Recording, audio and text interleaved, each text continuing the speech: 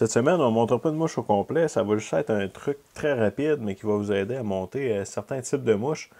Si jamais on veut pêcher dans des herbiers, par exemple, pour des mouches à brochet, pour des mouches à achigan principalement, ça va être ça que je vais utiliser pour faire ce qu'on appelle un weed guard. Donc, pour faire quelque chose qui va prévenir les herbiers ou les herbes de venir rester pris dans notre hameçon. Donc, ce qu'on veut, c'est couvrir la pointe, mais quand même garder un bon ratio de ferrage. La façon de procéder que j'aime bien faire, c'est de venir tourner mon hameçon dans mon étau. J'utilise du fil grosseur 6-0, peu importe la couleur. Pour utiliser du blanc, du noir, ça importe relativement peu.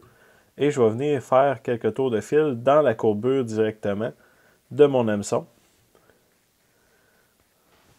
Donc là, ce que je veux, c'est que je m'imagine quand mon poisson est mort, il va venir se ferrer et il va rester pris généralement dans cette section-ci. Donc jusqu'à là, il n'y a pas réellement de problème. Je peux descendre mon fil et venir commencer à cet endroit-là mon weed guard. Ce que j'utilise, c'est du monofilament de 50 livres test. Je pourrais utiliser du plus gros, du plus petit. J'ai fait une coupe de tests. Le 50 livres, c'est ce que je préfère personnellement. Donc, je viens m'en couper un bout, environ 5, 6, 7 pouces. C'est pas vraiment important. Et je viens donc le passer derrière mon hameçon. Donc là, ce que j'ai fait, j'ai détaché mon hameçon et je vais venir le rattacher dans mon étau par la suite. Donc, mon but, c'est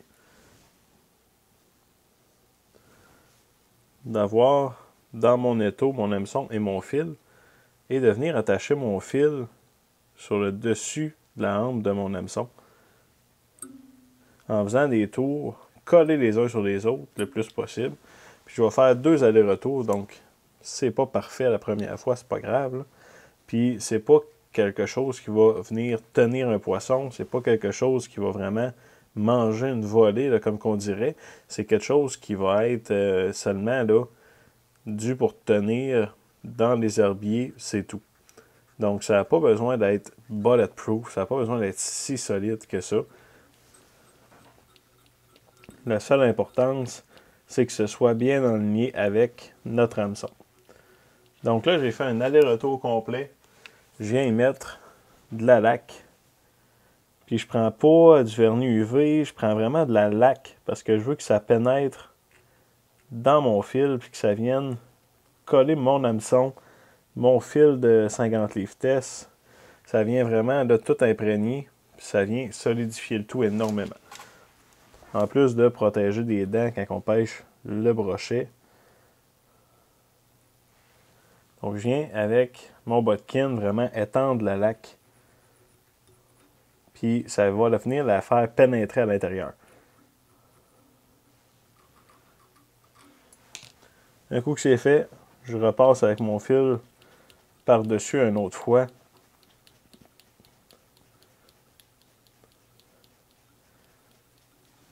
Jusqu'au-dessus de mon hameçon. Une fois revenu au-dessus de mon hameçon, je suis prêt à faire mon montage. Donc dans ce cas-ci, je montrais par exemple une Dalberg Diver. C'est un hameçon qui est conçu pour ce type de mouche-là. Puis un coup que ma mouche est terminée.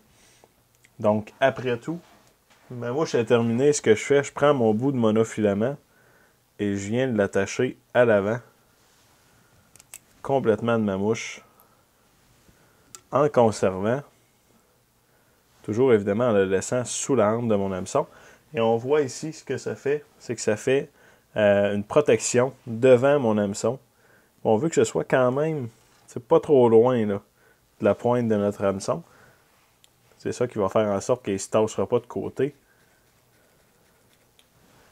Donc là, mon herbier va venir, il va frapper sur mon bout de monofilament et il va dévier simplement pour continuer sa course.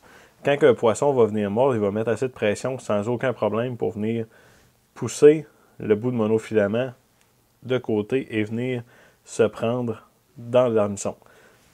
Donc, ça permet de faire un montage entièrement weedless, pêché dans les herbiers, par exemple, pour le brochet ou encore pour l'achigan.